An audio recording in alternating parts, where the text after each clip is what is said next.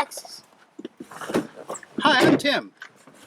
Hi, I'm Greg. And this is our family channel, where we travel around North Carolina and go to places of interest alongside the road. Let's see where we're going today. Come along with us.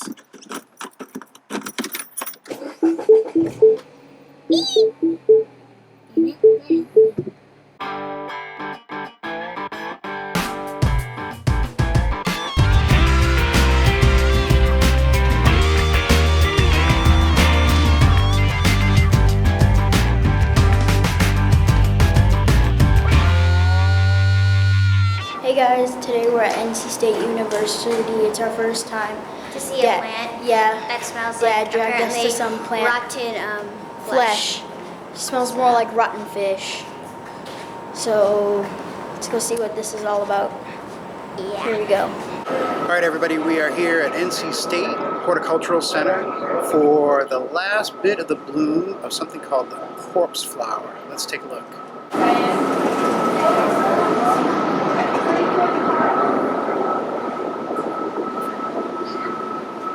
Oh, I can smell it. What? Not anymore. Oh, okay. You take pictures. That's pretty nasty.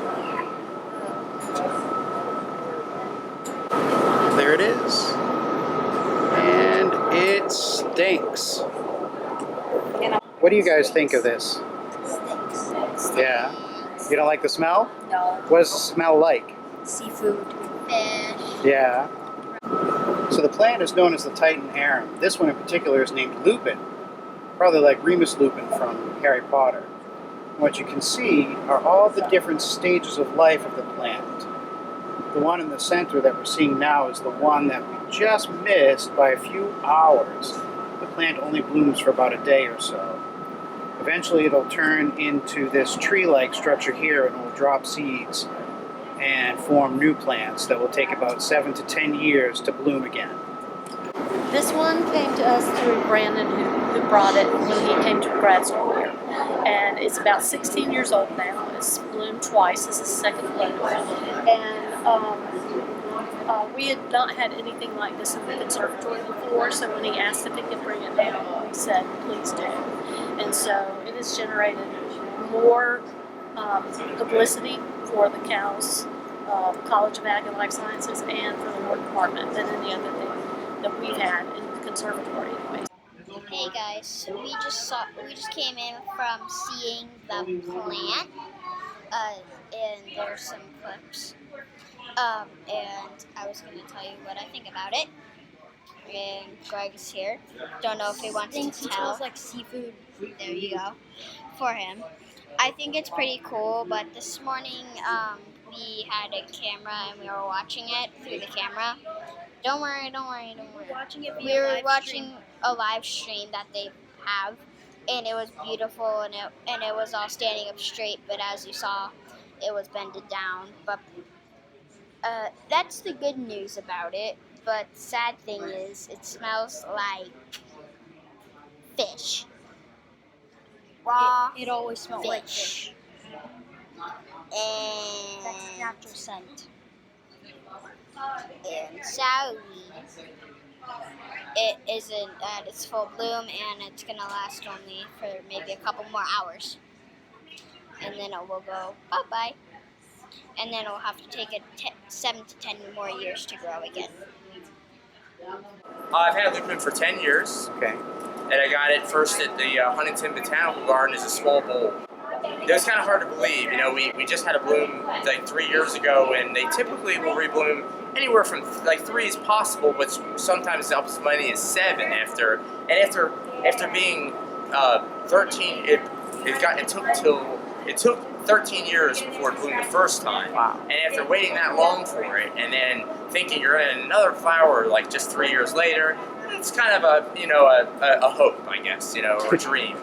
Unfortunately, 24 hours later, it's already starting to wilt a little bit, and it was in 2016.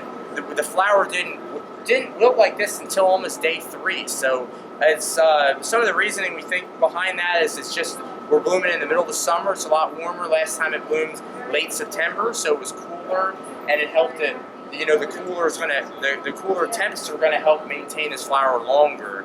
And it was very warm in here this morning, and the smell was really strong, so it was probably working hard, and it probably got a little tired. This is a really fascinating plant. You know, besides being the world's largest inflorescence species, it also is thermogenic, meaning it produces heat. So it produces this terrible smell, which draws specific pollinators such as flies, carrion beetles, but it also releases heat as another mechanism to draw these insects as well and help radiate that smell.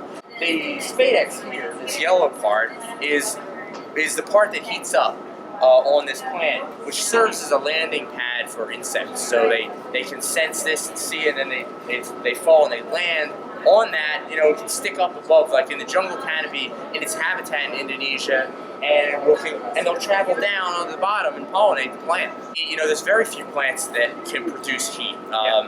One common plant that does this is skunk cabbage, where you often see photos of skunk cabbage. Also an aroid member. Remember the aroid family, same family as this one, where it blooms first thing in the spring, and often there's snow on the ground in some of the northern climates that it grows in, and it melts the snow around where it comes up. So it has these thermogenic properties. And it's really fascinating when you can detect heat from a plant, and we're talking 15 degrees above the air temperature. So really cool that a plant actually puts energy into this heat release, and all for its pollination.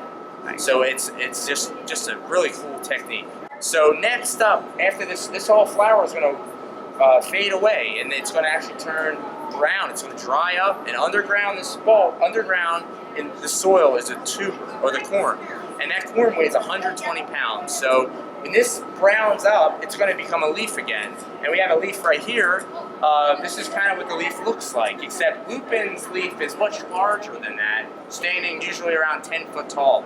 So we look forward to having the next leaf, and it's going to regenerate. It's going to recoup a lot of energy lost in this flowering process, and we look forward to another bloom, hopefully in 3 years. All right, well, that ends our trip to NC State to see the flower that smells like rotting flesh. Thanks for watching. Join us again in our next adventure.